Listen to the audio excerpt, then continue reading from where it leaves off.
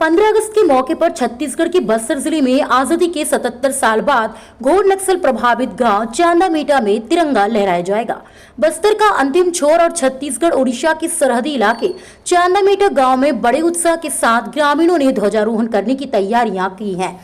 इस बीच इलाके में तैनात 80 बटालियन के जवानों ने पैदल और बाइक रैली निकालकर स्वतंत्रता के इस पर्व को उत्साह के साथ मनाने का संकल्प लिया। इससे पहले यहाँ के ग्रामीणों ने कभी अपने राष्ट्रीय पर्व को नहीं मनाया।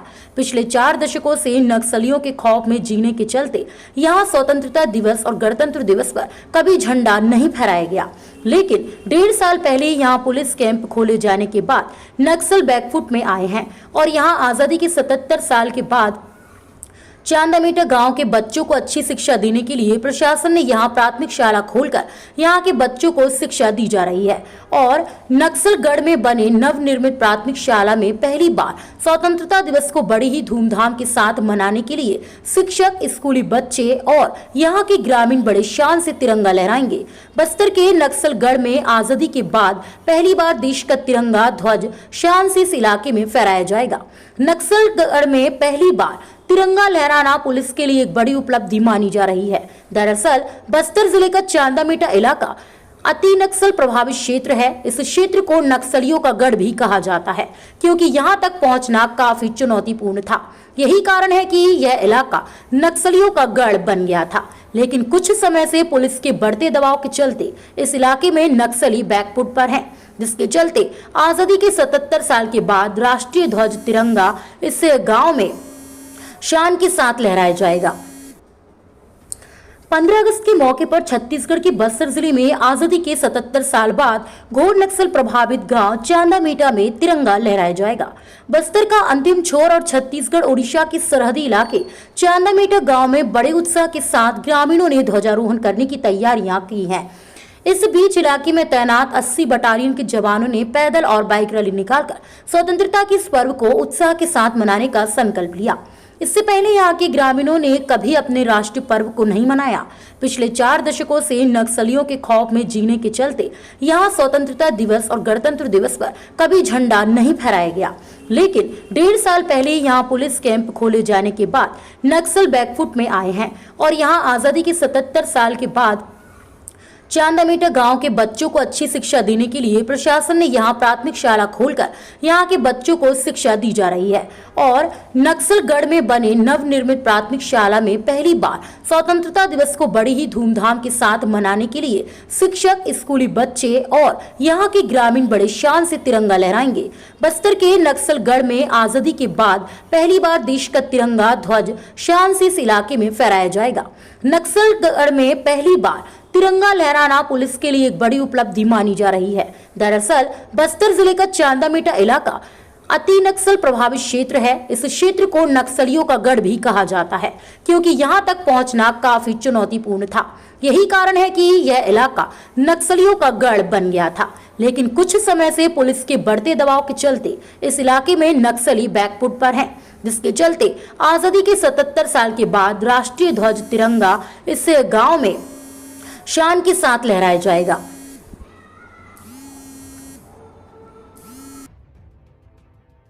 अब कैंप आया उस समय से मैं यहाँ पहले तिरंगा करेंगे और सबको हमारा गांव वाले को जुगाड़ करेंगे, हमारा बच्चे लोगों को पढ़ाएंगे। हमको आगे बढ़ना सही है।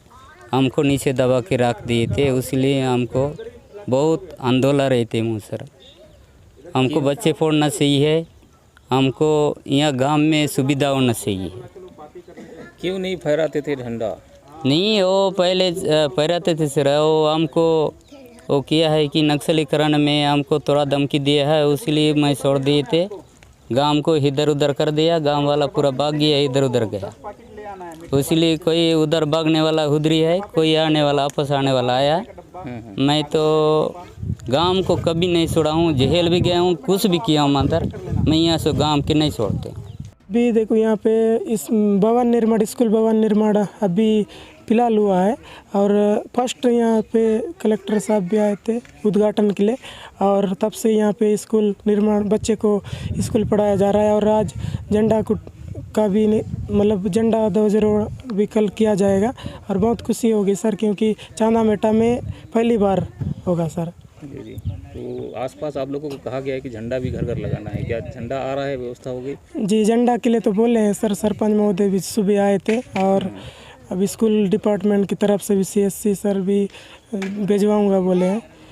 झंडा रोहण क्यों नहीं होता था यहाँ? अब सर यहाँ पहले स्कूल भी नहीं था और जानते भी नहीं थे, क्योंकि पब्लिक नहीं जानते थे सर उतना इसके बारे में, इस वजह से नहीं होता था ठीक सर। यहाँ पे नक्सलियों के डर के वजह से नहीं पैराते थे, मतलब यहाँ पे झंडा लगाओगे तो फिर यहाँ से मारपीट करते थे सर नक्सली लोग, इस वजह से नहीं पैराते थे। और अभी तो डर की बात नहीं है सर, क्योंकि अभी कैंप खुला है, उसके वजह से झंडा भी फहरा रहे हैं सर।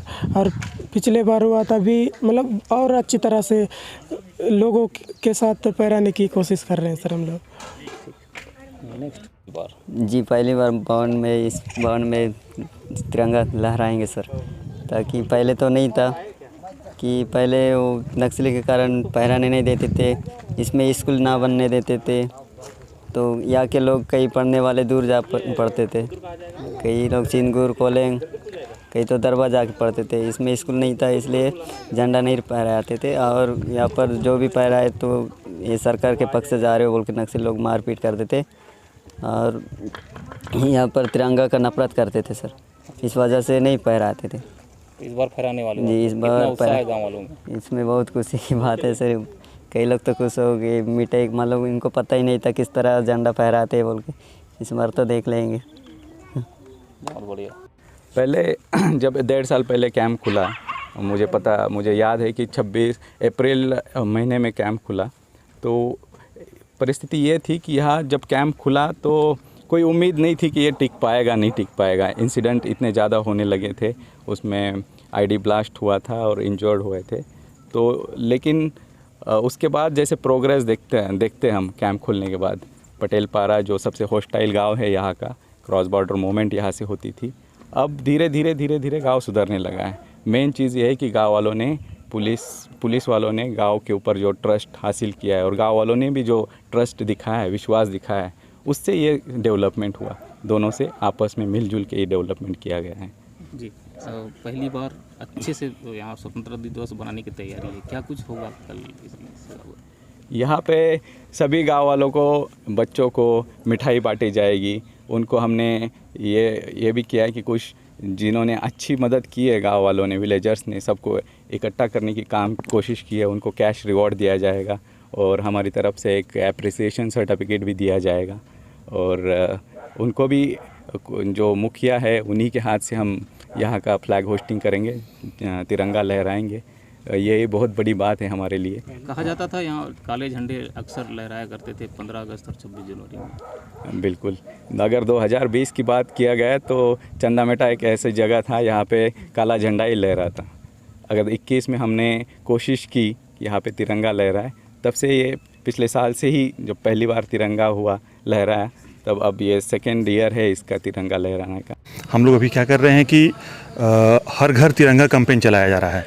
इसमें क्या है कि सभी घर में जाकर के हम लोग उनको जागरूक कर रहे हैं, उनको बता रहे हैं कि आपको हम लोग आज़ाद हैं, तो हम लोगों को मतलब हर घर में तिरंगा फहराना चाहिए, और उनको एक तिरंगा हम लोग दे रहे हैं और सब घर में तिरंगा फहरा रहे हैं, तथा उनको प्रेरित कर रहे हैं कि वो लोग भी तिरंगा फहराएं और इस हर घर तिरंगा कैंपेन को सफल बनाएं।